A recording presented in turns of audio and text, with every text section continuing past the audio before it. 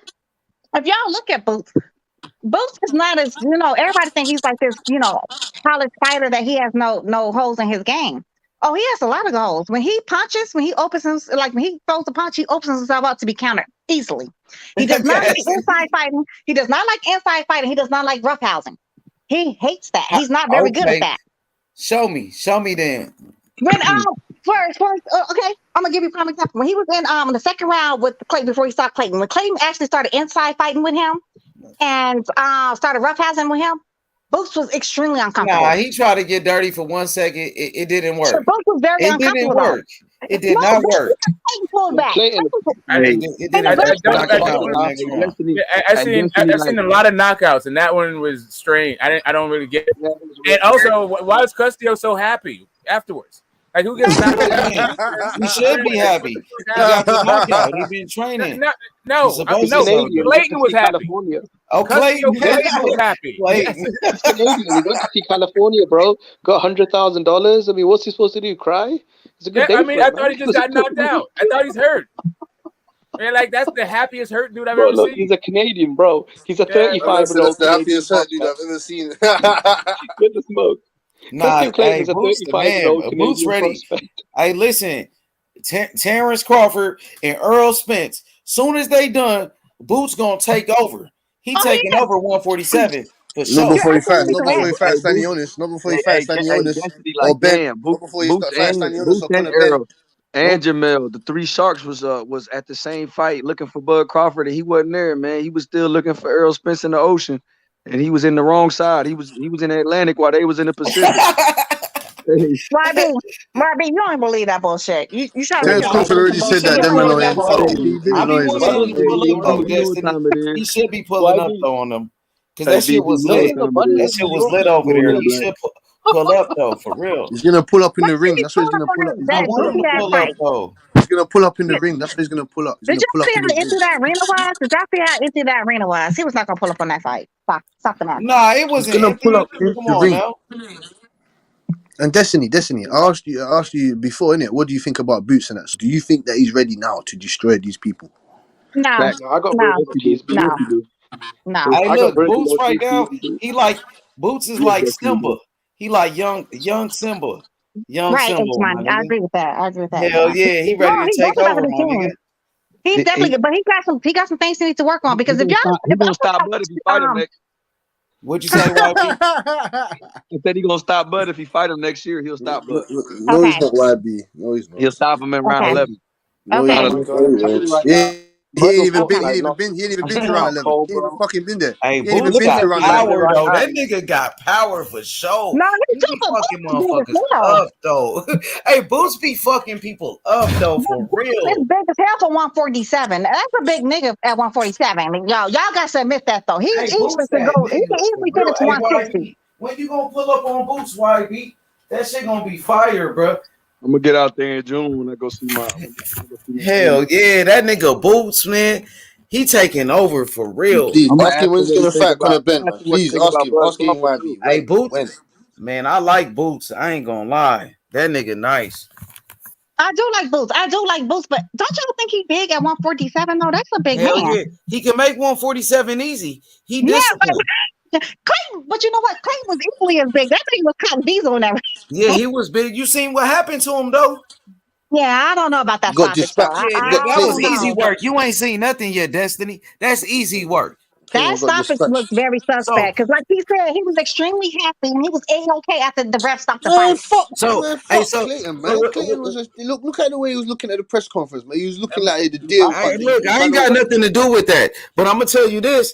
Listen, he gonna knock out Keith Thurman, Conor Ben, all them. They all easy work. Conor Ben, knock him out, easy work. You know what I'm saying? Virgil Ortiz, easy work. Boots Ennis. You know what I'm saying? Young Simba. Call him Young Simba, YB. Young Simba. You know what I'm saying? H Money. Virgil Ortiz said he got to fight him in 4 years. He got 48 months to fight him. Hey, Butch, I'm from the UK, bro. But Boots would beat Conor Ben, bro. Like, I'm not gonna, you know what I mean? Yeah, he beat the shit out of Conor Ben. He'll knock the fuck out. I don't think he beats Virgil though. Hey, Boots, the truth. Boots, like I'm telling you, like the fighters, like I ain't gonna lie, America, we got the best fighters in America, like point blank, period. Like I'm telling you, like you can't deny that. You can't deny it. Hey, Jimmy, like the UK, y'all got the best heavyweights. I give you that, Jimmy. The heavyweight division, y'all got that on lock right now. You know what I'm saying? But I'm just saying, like, overall, though, America, bro, #1 boxers. Number one, we got Terence Crawford, Charlo, Errol Spence, Devin Haney, Devin Stevenson, you know what I'm saying? Boot Sennons, like, man, so many fighters. Teofimo Lopez. Can't forget about Tio, Tank Davis, my boy Tank. Boo Boo Andrade. Yeah, Boo Boo, you're right. Boo Boo, the truth, man. Hey, but Boo Boo's not from America though. He's from Charlo too. Both of the Charlos. They ain't no real niggas in Rhode Island, man. They ain't no real niggas in Rhode Forget about Island. my boy Tio though, man. Boo Boo's from Africa. Boo Boo's from Africa. He's from the same country as Amber Rose. Cape Verde. Yeah, Cape Verde, yeah. America dominating boxing again. Shout out to Desi. Yeah, we still live. We still cooking. You know what I'm saying? Yeah, we need to grab couple undisputed belts. We need to grab some belts and bring them back over here. EJ, bro. We need to grab some belts.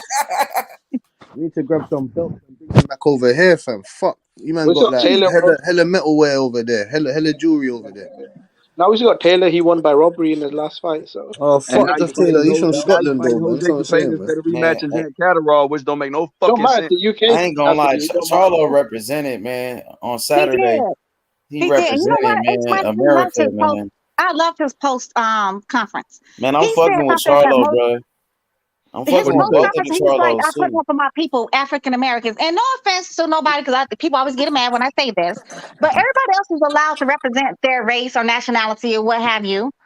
But when Black people do it, it's always an issue. Yeah, I remember you said that before. I remember you said that. Yeah, but I know that, of course, the Mexicans, they support their fighters all the time, for sure. Puerto Ricans support their fighters. But that's not a race, though. That's just nationality. I mean, I'm just saying, they support their fighters, though. They country, whatever, you know what I'm saying? Whatever it is, they represent for their people. You feel me? Yeah.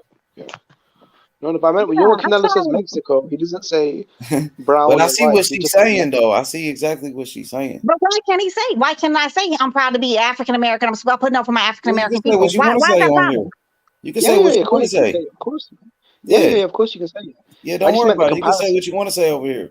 Ain't nobody gonna judge you over here. But Jimmy's acting like it's a problem when Black people say I'm putting on for my people. When did I say that? Hey, man, put on for what you want to put on. Hey, look, put on for what you want to put on. You good? Destiny. No, I said the Canelo thing. You got work for that man. Your labor. She, you know what I'm saying? She ready to start a revolution. She ain't playing. Hey, Destiny. Jimmy always that's why he in his emotions, because he does not like the fact that I represent my people and I love being Black. I'm very Black and motherfucking proud, Jimmy. Just like you probably UK, whatever the fuck you is, because you always have your damn little mask up. You try to call me ugly on Mac Mob show, which is fine. I don't give a fuck about looks, but nobody can see your ugly ass face. No, you did. You did. No, I didn't. That wasn't me. Yes, you did. You did it. You did it. Yeah, Jimmy, chill out with that. I don't know what happened over there, but I don't want to bring that over here for sure, though. But Jimmy, chill out with that, though, for sure. Destiny is, if it's not that, it's how Destiny treats me in an ugly fashion. It's not that Destiny's ugly. She just treats me in Houston in an ugly fashion. So I got. She ain't ugly because she been on camera. Hey, yeah, well, shit, I ain't gonna. Destiny mean as fuck. You know what I'm saying? Billy saw me in person, y'all. He came over my house one night. It is what it is. We ain't fucking nothing. He just came over here. Hey, she mean as fuck. One night. Yeah, and he came over. We ain't fucking nothing. We just chill. We just literally chopped it up. That's what's up for sure. Shout out to my girl Destiny, man. Hell yeah, shout out to Destiny for sure. I'm gonna keep it 1,000. Like Billy, one thing about me. I'm gonna keep it 1,000. It is what it is. My nigga. Hey, you see, Destiny said it, not me. You see, I'm a real one. I ain't got to. Yeah, that's my nigga. For sure. You feel me? But I'm eating on pretzel. She finna get folded up, fucking around with you, talking crazy. I'm finna fold up big head ass up. I'm finna fuck up. Right, you know damn well you just not a Spence fan. You know what it is. Real boxing fans know what it is. Spence, yeah, he's a good fighter. He's a good little fighter. Like Mayweather be saying, he's a good little fighter. But he's no bud. It is what it is. He's just no bud. And that's just what it is. Yeah. I mean, he got power. There's no doubt he got a little bit of power. He's a good little fighter. He just ain't bud. I think Bud, as far as attributes, hand speed, footwork, defense, I'd say he's better than Spence. Angles. Yep.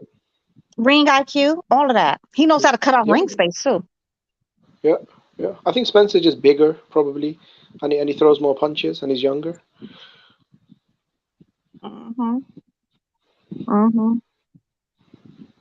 That's what it is. But why everybody got all quiet and shit? Cause you was over there dropping shit. You said, hey, they ain't know what to say when you say, yeah, he been in my house. We ain't fucking nothing, but I'm gonna keep it 1,000. Shit. That came out of nowhere. Shit, I ain't say nothing. Shit, I just be fucking with you. So nobody ever knew nothing. I just was like, shit, I ain't seen your big head ass in about 4-5 months. I ain't seen you since the New Year started, and you've been talking shit. And you know what? And I knew you was gonna get on me. If you'd have heard my show today, whoa, I was ripping Bud Crawford. It wasn't no smoke. But yeah, when Bud Crawford was talking about Texas and you be talking about Texas, I said, man, y'all two in the same boat. We gonna ship y'all motherfucker back to Nebraska in them crowded ass cornfields, and we gonna fold your ass up too. And ship your ass back up to whatever it is, 45, 35, where we need to take you. But what did he say about Texas, though? He didn't put down Texas. He did not put down the state of Texas. He simply said these men are not from this state. That's all he said. Crawford's going to beat Errol Spence's ass. I already told you this. I just don't want to rant because you know me. I'll go ham. I don't really give a fuck. I told you this already. You know what? If He's got more skills than the brother. He's got more skills than the guy, I don't know if I'll be able to come back here, bro, because first Joshua lost, I got trolled. Here and take my Nether lost, I got trolled. If Bud loses, bro, I don't think I'll man, you gotta take it like a man. Nah, fuck that. Yeah, I'll come back here and take it like a man, Take that shit like a man. If Bud will come around the show and say, you know what, Bud was the better man that night. Pay my and that's what it is.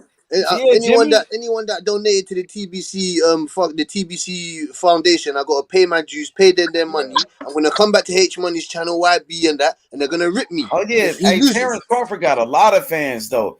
He do. Like you got Cassidy, Destiny, Jimmy. You know they all rocking with him. But then you got Errol Spence, you got YB, you got Smoke. A lot of them. That shit damn near 50-50. YB is not an Errol Spence fan. He know he's not. He just he is. No, he's not. No, he's not. What do you mean? YB's at the front of the line. He's at the front of the line. YB's at the front of the line. YB been new. He riding with Texas. That nigga big Texas. How about you?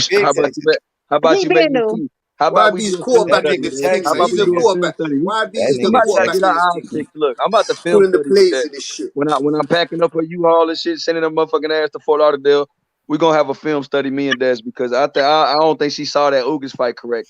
If she saw that, you saw the Ugas fight correctly. I don't think you saw it. Nah, we need to watch that shit again. I'm gonna get you right though. We're gonna put that bitch on. I'm gonna bring my projector, and I'm gonna show you this shit on a motherfucking PowerPoint because you're obviously on that big screen that you got, you still can't see. So we're gonna have to drunk off of Bacardi. Okay, clearly drunk off of Bacardi, little Puerto Rico. So I'm gonna let you think it. All right, that was a good one. I'm gonna let you ride. I'm gonna let you ride on that one, Cuban crockpot. You know what I'm saying? Your eyes must have got burned fixing them beans like Rigondeaux was doing. Yeah, Yeah, I hear you talking. But what do y'all think about Tank versus Rolly coming up? You know, was that next got weekend? Tank. Big Tank all day. Tank Davis, the money team, TMT, and the TBE. You know, I'm rocking with Mayweather Promotions. It's the money team. Both Mayweather though. Rolly and Tank are both Mayweather. Yeah, the money team. You feel me? I got Tank Davis all day. You think but do you think it's gonna be a smooth selling kind of fight? Knockout. Mike Tyson. He the new Mike Tyson. You know what I'm saying? All day, Tank Davis. He got the streets. Tank Davis got the streets on lock. Tank Davis got the Destiny. Tank Davis got the streets on lock. He got the streets on lock for real. You know that. Okay, I hear you talking, but what round is he gonna knock out little buddy? Easy work, probably like 3 rounds at the most. Easy work. Mike Tyson. Mike Tyson all day. What y'all think about this fight? Easy work. Hey, did y'all see Rolly's workout today? Did y'all see Rolly's workout? He looks strong. I beg you that Hey, how the fuck do he make 135? That shit is crazy. That's what he was talking about. Oh boy, being Boots making 147. How this motherfucker make 35? God damn. You ain't fucking lying, though. Talking interviews. Have you guys seen Rolly talking? I can't lie to you. Is he meant to be like retarded? I don't know, innit? But the motherfucker can punch. That's what I know. I can't lie to you. The only chance that he's got is if he roughs up Tank. Cause my man's bit, he's wham. Still, I can't lie to you. He's kind of wham still. I don't know how he makes 135. He looks like a 147 guy. Like he's big still. Hey, Tank Davis, the truth. People been sleeping on Tank Davis. They talking Shakur Stevenson this, Devin Haney that. What about Tank Davis? He the only one on pay-per-view. He's selling the most tickets. Tank Davis. He's not, you know what I'm saying? He's not though, because his last pay-per-view fight did good and terrible. Okay, what about the fight with Leo Santa Cruz and the other fighters? They not on pay-per-view. Ain't none of them. H Money. Let me again. Who's selling the most tickets? What about Tank? He sold out in Los Angeles at the Staples Center, and he sold out in Atlanta. He did not sell out though. The thing is, no, he only sold out a portion. He didn't even sell out the whole portion because it's 20,000 people. He only sold 16,000 tickets. Atlanta though. Okay, but you gotta understand it's levels. Like they be trying to say, your boy One Eye Willie be selling out, the arena there in Dallas. No, he sells out the portion of the arena that he rents out. He does not rent out though, because that whole arena, I think it's over 100-something thousand. It seats over 100-something thousand. Same thing with the Staples. And these pay-per-view numbers, we don't never really know what these Tank Davis he sell the most tickets. He sell the most tickets. People want to see Tank Davis fight though. That's what I'm saying. You know that. Come on, Destiny, quit playing. They ain't want to see him versus he bring all the rappers come out when Tank Davis fight. All of them. They come out for fucking Mayweather. And Tank though. You can't take that away from Tank. What Tank is doing, Tank knocking people out. Okay, so Mayweather ain't fighting, Tank Davis is. Let's see what happens. Once they once Mayweather, after this fight, he don't need Mayweather no more. He gonna leave Mayweather now. But let's see what happens though. Let's see what happens though. Let's see what happens. Let's see if he has all these celebrities. He gonna make more money now. Yeah, I feel a lot of the shine has been taken off Tank. Okay, Destiny, what's up with Tank? You don't show Tank no love though. Honestly, I think Tank is. I think he's a hype job. I gotta see something. I gotta see something. What you mean? What about those knockouts? He knocking people out. I don't know if you know who Blue Blood Sports TV is. Yeah, I fuck with Blue Blood. That's my dog. That's my nigga. Isaac Cruz fight was not gonna be a kick because he was like, he's gonna knock him out 3 or 4 rounds. He had a broken hand. Come on now, Destiny. No, he had a broken hand in that fight. He still won the fight, and he still was outboxing him. He was outboxing him the whole fight. Come on now. No. That was a very close fight. When Devin Haney outboxed people, he get credit. But Tank outbox people, he don't get no credit. Come on now. Just because Tank ain't knocked him out. If Leo Santa Cruz had a chin, he was beating the fuck out of Tank. Come on, Tank knocked the fuck out of him. I'm saying if he had a chin and he was able to withstand Tank's power, he was gonna win that fight. Ain't nobody take his power like that. Especially when he healthy. Isaac Cruz, yeah. Only thing when he had a broken hand, that's in one fight. You could only bring up one fight when he was injured. He struggled with little ass Gamboa. Gamboa had one ass foot. He only had one leg. He dropped him like 6 times. He still struggled with him though. Devin Haney ain't stopped Gamboa. Because Gamboa is a veteran. He understands about Tank got that power, Destiny. Mike Tyson, I told you. Gamboa did not hug on Devin Haney all night. Okay, I ain't got nothing to do with that. It was the same fighter. So Devin Haney wasn't able to get his punches off. No. But Tank did it. He fight on the inside. He was breaking them down. Nah, he only got him on the 12th round, and he barely pulled. Tank he been taking him the whole fight. He was in the whole fight. Tank looked like he was in. Devin Haney looked like just like himself. Devin Haney left that fight looking like himself. Okay, so what you gonna say when Tank Davis knock him out? When he knock out Rolly? What you gonna say? Like I said, I don't think Rolly's no great fighter at all. Like Rolly is good and terrible. Well, that's his mandatory. Tank didn't pick him. Maybe I should put that shit together. But all I'm saying is, I don't think it's gonna be as much of a cake while people are thinking it. Okay, so Tank said he want to fight Devin Haney or Kambosos next. He called out Devin Haney and Kambosos. That's the first time he's ever said these men names. Okay, so he said it though. It don't matter when he said it. He said it though. At least he said it. I respect him for that. I do respect him for that. That's what I'm saying. He said it. Yeah. So he said he wants your boy Devin Haney now. That's what he said. That's what he said. Okay. I mean, but let's see. Let's we gotta. Because you know me, I'm gonna come with the facts.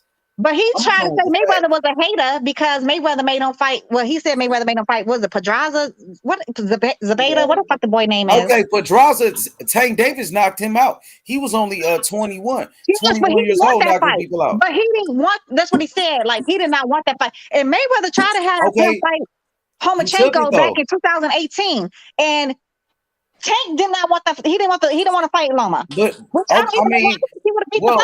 Floyd didn't want that. Floyd didn't want that. No, Floyd is on camera saying we're going after Loma next. Okay, so Tank was ready. Tank ready for whatever.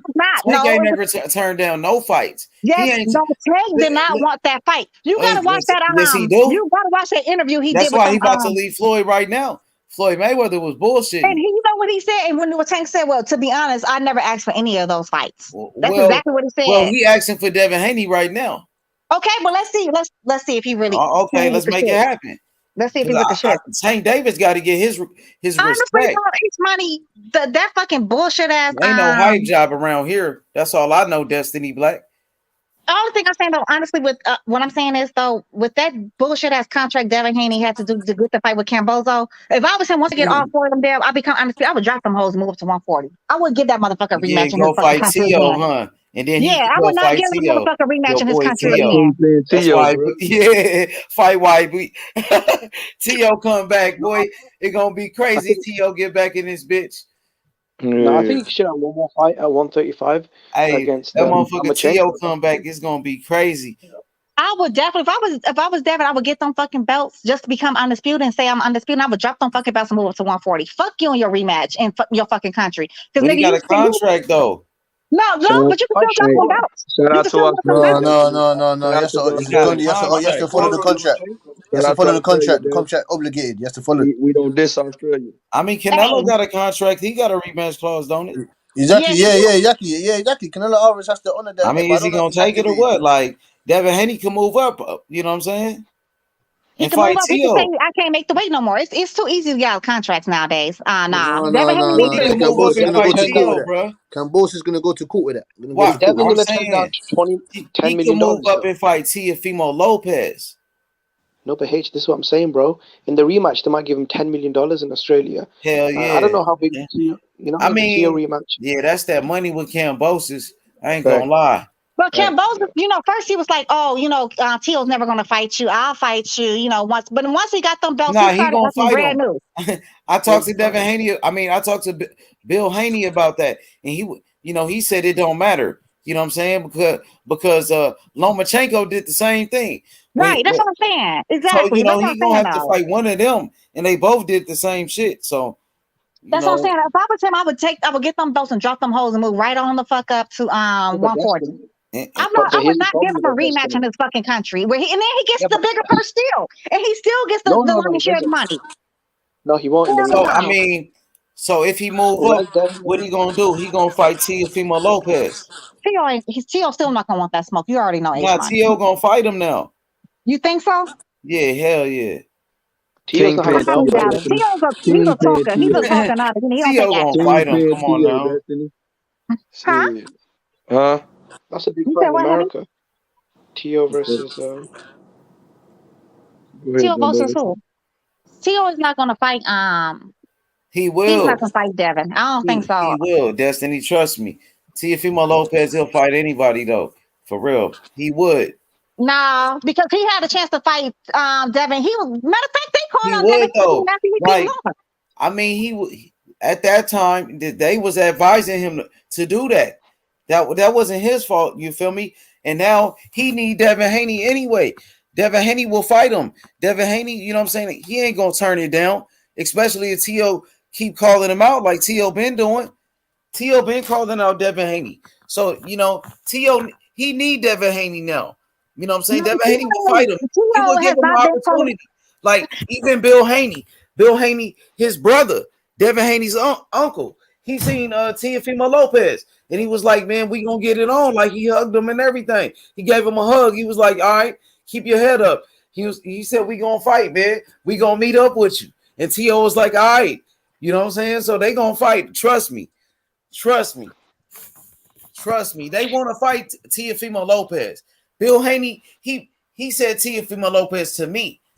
I know they want to fight T-Ho, but I'm saying T-Ho's not going. He don't want. He gonna fight him now. He need Devin Haney now. Shitting me. I have to see it to believe it. I gotta see it to believe it. He need Devin Haney now. No, I do agree. He does. He needs anything right now because he's looking real bad in these streets. But I mean, he did good for himself though. Teofimo Lopez he did good. You know, he beat Lomachenko. So, you know, if Teofimo Lopez when he come back, that's a big fight for Devin Haney. That's all I'm saying. That's a big fight for him. It is a big fight for Devin Haney, but he needs all of those fights. Devin Haney needs all of those fights. To fight Haney. I don't Who else give a he damn. gonna fight then? So if Devin Haney, they could be at a weight class. They could offer. T.O. said he told Eddie Hearn, "Give me $10 million to fight Devin." Okay. Stop the madness. That was then, though. That was then. Look at Kambosos. He got $10 million to fight Devin Haney. He just got $10 million to fight Devin Haney. Right, and then that's what I'm saying. That contract is some bullshit. That's what I'm saying. So Theo was like, "Damn, let me get $10 million. I'll fight you." Kambosos got $10 million to fight him. Shit, why Theo get $10 million to fight that nigga? ESPN was willing to put up that fucking money, but that's what I'm saying though. Haney should definitely jump. He should get some belts and drop them hoes. Do y'all like that contract? Do y'all think that contract is fair though? All jokes aside.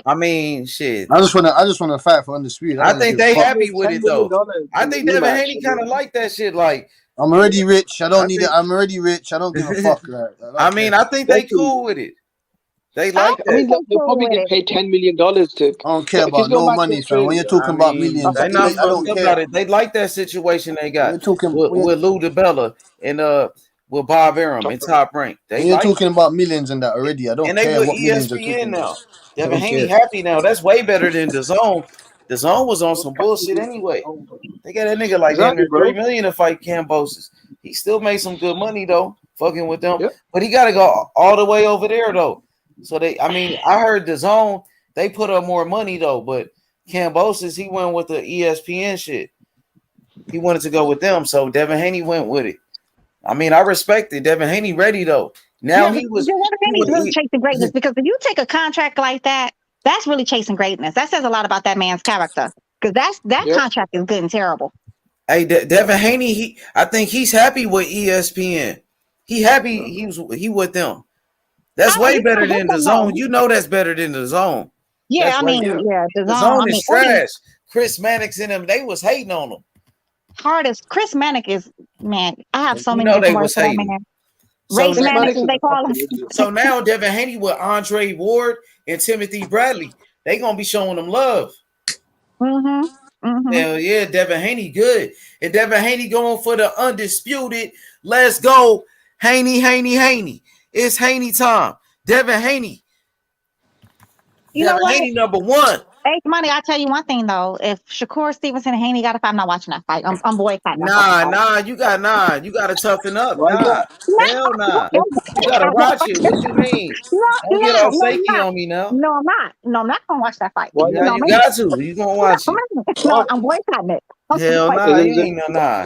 That's for the number one. That's gonna be for the number one pound for pound then. No, those are my little babies. No, ain't none of that. This is boxing. Come on now. This is boxing, man. We ain't the wrong sport for that, and we gotta see it all. Man, there ain't no relationships in this thing. And Shakur Stevenson said he would do it because they asked him after that Oscar Valdez fight about Devin Haney. Devin Haney was there. Yeah, Haney said he would fight, Shakur too. He's always said that, but I'm not watching. I'm a boycott it. Nah, hell nah. I'm a boycott that fucking fight. Nah. You gotta see it. You gotta watch it. We gotta see who's the best. That's for the number one pound for pound. I refuse to watch that fucking fight. And then you got my boy Boots. There's so many great fighters in boxing. I'm happy with boxing right now. You got my boy David Morrell, the Cuban. I love the Cuban fighters. I love Cuba. You know what I'm saying? Yeah. Definitely. And you got Devin Haney, Shakur Stevenson, Boots Ennis, Virgil Ortiz. You got so many great fighters. Keyshawn Davis. These the young fighters. The young fighters. Conor Ben is good, but he's good though. He's good. Shout outs to your boy. I know you like Conor Ben. He's a good fighter, but I'm talking about pound for pound. When I talk about pound for pound, you got Devin Haney, Shakur Stevenson, Boots Ennis, David Morrell Jr. I'm talking about pound for pound Boots Ennis. Listen, Virgil Ortiz. I'm talking about the young fighters. Yeah, Conor Ben's pound for pound then. What's man? Conor Ben ain't ready for all of that, bro. He ain't. Yes, he is, bro. He's good. He's not ready for that though. He's not. He's not. Conor Ben was his own promoter said that, bro. So I know you like him. You a fan. His own promoter know he not ready for that. So I'm telling you, the future pound for pound. That's why he got to call Boots in there next. You didn't put him in there next. You didn't put Boots in there next. The next, I'm sorry, but H-Money's right. Conor Ben is no level. He's not on the level. I mean, Virgil Ortiz is good. I got to see more from Virgil. Yes, he is. Virgil got fucked up. I don't know what happened to him, bro. Conor Ben was really on the level of these fighters. He would not be calling out the likes of an AB. Yeah, exactly. Adrian. Yeah, but hold on. Why did Boots want to fight Sean Porter and he's retired? I don't get that. Nah, but Sean Porter just got knocked out and he retired. Sean Porter was running his mouth. He was running his mouth. So Sean Porter's still young. He should be fighting anyway. You act like he old Booker's running his mouth. You act like he's 40. He only like 33 years old. Get your punk ass out of retirement, nigga. Running your mouth, nigga. Boots Ennis knock your bitch ass out, nigga. I don't know about that, man. Nigga. I don't know about knock that bitch ass nigga Porter out, nigga. Porter, he was running his mouth. Porter was talking shit about Boots, nigga. First he said he liked Boots. Boots so good, and now you saying Boots ain't good. You change your mind. You a bitch. Fuck Porter. He's a hater. He doing that shit for the clout. Fuck Porter. Boots knock him out. Tell Porter come out of retirement, nigga. And Keith Thurman, nigga, get knocked out too. Niggas fucking with Boots. Porter's like was he a commentator? Boots the truth. Yep. Gonna bend the truth. Hey, Conor Ben, Boots Ennis knocked that nigga out too. For real. No, he won't. Nigga out, nigga. No, he won't. Stay in the UK. Same shit he's been doing against the other opponents. You better stay in the UK, nigga. I'm telling you, this shit different over here, nigga. He gonna fuck that nigga up. This ain't no motherfucking Tyson Fury heavyweight shit. Boots would stop Porter over. Boots would fuck Porter. I don't know, bro. They're fighting the same guys, though. It's fighting the same guys doing the same shit. He fought real fighter. You're fighting the same fighters doing the same shit. Banged out Ben Hurden in 2 rounds. The guy got a no contest against him. Trying to fight Adrian Broner, bro. Stop it. A washed up AB who's an alcoholic. He ain't trying to fight the top guys. You got Boots Ennis. He trying to fight Terence Crawford. He trying to fight Errol Spence. How you trying to fight them? You know that fight's not going to happen, you trying to fight a washed up Adrian Broner. What the four-time division champion. Yeah, that's what they could jump in alcohol. Four-time division champion. Yeah. Four-time weight. Yeah, four-time division champion. Your own promoter, Eddie Hearn, said he ain't ready, but you telling me he ready. Man, that's a joke, bro. So what's Cameron Duncan saying then? I don't hear Cameron Duncan saying, yeah, we're going to throw Boots in there with fucking Errol Spence. I don't hear that. I don't hear that from Cameron Duncan. I don't hear that from Espinoza. Hey, listen, Boots Ennis said he want Terence Crawford. He said he want. He ain't getting that. He ain't getting that. Your boys talk about it. Conor Ben is fighting old fighters. He fighting Chris Algieri. Boots Ennis didn't fight Chris Algieri. Did Boots Ennis fight Chris Algieri? He got a no contest against Van Herden. We banged out Van Herden in 2 rounds. You're going to fight Paulo Malignaggi next. That's what you're going to do. Hey, that's not true, bro. He called out Amir Khan as well. You're going to get Amir Khan out of retirement. That's what you're going to do. My nigga, quit playing. Hey, Robert Guerrero. He going to pull Trinidad. He'll fight them all. Robert Guerrero. Exactly. That's what he's going to do next. He only fighting old motherfuckers. Wow, he wants all this money for the top guys, man. Andre Burrow. Hey, listen, I understand you like Conor Ben in the UK. I understand, like, he cool. I like him too, though, bro. No, you don't like him, H. You don't like him. I do like him, bro, but you can't say he's on a level of. Are you saying pound for pound young fighters and you talking about? He's a good fighter. He's not on that pound for pound list. He's not on that though, for sure. Hey, Boots is gonna go fight Barrios next. He's gonna go fight Barrios. Nah. Do the same thing he done to Clayton. Do the same thing he done to Clayton. Clayton was undefeated, my dude. Nah. I want to see him fight Stanionis. If it ain't Stanley O'Neill, if it ain't Ebenezer, if it ain't none of Hey, them guys, listen. Tell Keith Thurman to stop hiding. the other guy who Tell said Keith the other guy said Thurman Ellis. stop hiding. Tell Keith Thurman stop But hiding, though. Y2M Sports said Keith Thurman stop Rashidi hiding. Ellis. Tell Rashidi Keith Ellis Connor ain't done Ben. nothing for 2 Connor years. Ben Why better do you want to stay in fight the him? UK. You better stay in the UK, my You nigga. want to fight guys that ain't fought in 2 You better years. stay Why in do the you want to fight UK, my Rashidi nigga. Ellis? I don't Go care. fight Chris It's been 2 Algieri in a years. rematch, nigga. We can get right back to this. Go Can fight I it. please interject? Chris Algieri I again, need nigga. to I need people to stop spam and stop being so race driven in the chat. We're trying to get back to boxing. Stop playing. Yes. Get the smoke. You know what I was gonna say? Get the smoke. I was gonna tell you to tell them it's impossible for black people to be racist in America. We don't own Talk shit. to Destiny Black. Smoke, man. Come on now. She's been on the panel, man. See what's up with her. Yeah, no, I mean, I'm trying to talk boxing and these dudes, man. They think it's a joke. Like, no, but just say this: playing with this race stuff. black people be racist in America. We don't own shit. We don't have no leverage. Yeah, I'm not even talking about the power, the access, or interpersonal, or whatever. It doesn't matter. We're trying to talk boxing. These dudes they think it's a joke, right? They're not calling even him all serious kind about of it. racist and stupid shit. They're not in the even chat. serious about the stuff they're saying. They're just like making the chat polluted with a bunch of race shit. Like, just stop it. They keep calling Get the Smoke racist, and they calling Rollo racist because Rollo says black just let it go. Yeah, hey, man, don't even worry about that. Don't even worry about that. Yeah, we keep doing what we doing. You know what I'm saying? They saying that because don't worry Rollo about said that. that black people dominate sports, boxing or whatever. So I don't understand that. Don't worry about what they. We're not even talking about that. I wasn't we even. ain't That's why I even was talking laughing at about your that ass right talking here. about Conor Ben fighting over. Yeah, we talking about my boy Boots in this. Donald Duck will get in the ring. Conor Ben will say, "I'm gonna fight Donald Duck next." But that's what I like. I'm gonna tell you who I like in boxing right now. You know what I'm saying? Of course, I like Terence Crawford. I like Errol Spence Jr. I like Devin Haney, Shakur Stevenson.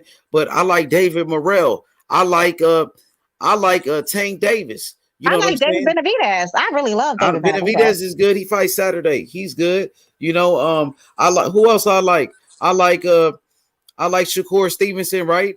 And I like Boots in it. Usyk. Yeah, Usyk. Yeah, of course. You know I like Usyk. Usyk, one of my favorite fighters. And Bevo now as well. Bevo. Oh yeah, Bevo. Yeah, that boy cold. Bevo is a technician. He's a basic guy. He's a basic guy, but he does everything so good. Bevo's Korean. Is that true, y'all? I'm not he trying to be might funny. be. He looked like it. His mom is like Korean, and his dad is Russian. He did Canelo dirty, man. He did Canelo dirty in that fight. You like Golovkin, innit? Golovkin is Korean as well, innit? You get me? I like Golovkin. Yeah. But I'm talking about the young fighters, though. Yeah. I'm talking about the next. What'd you say? I did not know Golovkin was Korean too. I did not know that one. Yeah, his mom's Korean, his dad's Russian. So Russian men really like Korean women. I'm talking about the next generation of boxers. Oh yeah. The next, hey, listen, hey Cassidy, listen to me. The next generation of boxers, it's gonna be Boots Ennis, it's gonna be Shakur Stevenson, Devin Haney, and it's gonna be David Morrell, bro. I'm telling you, those guys. Keyshawn Davis. He's good too. He's good too. But we gotta see more. Don't forget Anderson too. Jared Anderson is he looked like he good, but I still gotta see more. But right now, from those guys I'm talking about, for sure, those guys gonna be it though. What about Morrell? If Jared Anderson's got a chin, I said Boots Ennis, David Morrell, Shakur Stevenson, Devin Haney. You know what I'm saying? But all other fighters I like, Virgil Ortiz, I think he's good. Who else I like? Xander as well. I like Xander. Well, Xander is good. I like Jared Anderson, Big Baby. Keyshawn Davis. I like Keyshawn Davis too. Shakur Stevenson fight. He looked good on that undercard. Yeah, he looked good, huh? I told you. You know what? Nico Wash really. Now he really went to. He's been. You could tell he's definitely been working on his skills because he looked a whole lot better this fight than he's ever done in any of his previous fights. I don't think. Yeah, I'm not. These guys don't like him. They don't like him. I'm not sure about him. I don't know about that. I don't think he's going to be no great fighter. He's no Muhammad Ali. Let's not get it twisted. But I'm saying, but he did improve. He improved. That's all I'm saying. I thought he improved. How can your granddad be the Muhammad Ali and you said Tyson Fury is gonna beat him? Fuck that shit. Tyson Fury, the truth though, I ain't gonna lie. Like that boy a beast, Tyson Fury. That nigga cold. I wonder if he really retired and shit. He ain't retiring, man. He ain't retiring. Is he gonna box again or what? But that's what he said though, man. He's taking a break, man. I'll take a man for his word. If he said he retired, bro. He's a gypsy, man. He plays mind games, man. The guy will come back out of retirement in next week, man. Trust me, man. He's a gypsy. He play mind game. He tells the truth now, or he's gonna lie today, tell the truth tomorrow. Trust me, man. I don't know, man. So, Trust me, what man. did you guys think of the Boots versus Thurman pay-per-view next? Man, Boots knocks him out. Easy work. Well, is that what's happening? Yeah? Is that what's happening? I think that's what Boots was saying. Like I think that's what he was. Yeah, let's go, man. What you think about Boots though? Smoke? I think he's real fast. No jab. I think Let's he go. not that he has no jab. He has a flick jab that he doesn't really and he doesn't. I feel like he underappreciates the value of a jab. And he just Smoke thinks that he abuses athleticism. But he still use it though. He used the jab though. At least but it's the same flick jab. Like it like Roy Jones. That's the Roy Jones. Yeah, exactly. And I saw what happened to Roy Jones. But where's the high low? He different where's though. the high low with the sharp though? Nah, he's he's sharp though. You talking about an old Roy you Jones? practice wrong. I'm talking about a young one. When you get old, that's what happens to you. Now's the time to fix it. Where's the high low? Where's the medium jab? Hey, Smoke, me and you, we worked on Charlo. He started to everything you said. He did it, and he became undisputed. So we gonna work on Boots, me and you, and he gonna do it. Yeah. So the flick jab is cool. I think even the way he uses the flick jab, he underappreciates it because I think he can still use his range way better because he's still fast, right? So but I feel like he's still just trying to get you out of there, which it's not a bad thing. Turn it up though, Smoke. Trust me. I get it, but you're not gonna knock everybody out. You want to develop your skills, especially if you're gonna move up in weight. Hey, Smoke. Wait until you see Morrell, bro. Morrell gonna be so sharp, bro. Morrell's my baby. Hey, you Cuban too, huh? Just like Morrell, ain't it? Yeah, Morrell fights here at Houston too, huh? Young Billy. Yep. Yeah, he's with Ronnie Shields. Why pulled up on him? He be in the gym with Morrell. He be with him. Hey, House is English now, Young B. He understand it though, for sure. YB said. Okay. You be talking that shit to me in English. Yeah, that shit funny as fuck. Yeah, that shit funny. I like the way Cubans speak Spanish. Cubans speak the worst Spanish on planet Earth, yo. They don't roll their R's. They don't. Yeah, it's a good. Yeah, Cuban Spanish is terrible. It's just not good. They talk very flat. Morrell about to do his thing, bro. I can't wait for that Morrell fight. And then Devin Haney fight the same day. Both of my favorite fighters fight on the same day. That's a win-win situation for me. That's an early Christmas present. Hey, listen, that's a win-win situation for me. Both of my favorite fighters, man. I can't go wrong. For real. But Devin Haney fights in the morning, right? H, if I'm not mistaken, he's fighting in the morning, right? Yeah, but for us, I think it's gonna be at night though. For us though. Hey, what H? You don't bet no peas in it. Hey, what? You don't bet no peas in it. It's gonna be in the morning, I think. But for us, it's gonna be like what I'm saying, at night though. Okay, I gotta check the time, H money, because I don't know what exactly the time. You know, I know. I'm on this shit all the time. All right now. Hey, what H? You're not I'm on my shit now. I feel you. You're not a betting man, H. Huh? You're not a betting man. You're not a betting man. Nah, I'm good, man. No, I'm saying you don't bet at all, innit? Nah. Okay, Hey, yeah. I be talking that shit though. I do be roasting and shit though. Where my little Indian homie, Haney time? Haney. No, you talking about Rakesh? Yeah, where he at? Nah, he gonna pull up. He probably listening. That's my bags right there. His ass so funny. And check this out, my boy in the comment section. He said, Haney, we coming to Australia. He ready. Look, my boy turned up. He turned up for sure. Yeah, we definitely coming to Australia. He gonna beat that man. He gonna beat the Aussie out of Kambosos. That's what I've been telling everybody. He gonna beat the Aussie out of I've been telling him. So Destiny. Let me ask you this. You said that Ugas was already down on the scorecards for 4 or 5 rounds and that. You get me? These guys are saying that it don't matter and that, innit? The rest of that don't matter. That's what you said, Cassidy. No. Cassidy funny as hell. No, I didn't say that. She said that. Yeah, before he stepped in the ring, he was already down by 4 or 5 scorecards. He was already down by 4 or 5 rounds. Yeah. So you don't think Haney's gonna be down 4 or 5 rounds already when he goes to Australia? See, I knew you was gonna say that, Cassidy. I knew you was gonna say that. Of course. He's not gonna be down because I'm gonna ask her that. I'm asking her. One thing about Bill Haney and Devin Haney, he did not become the youngest champion. He did not become the richest champion.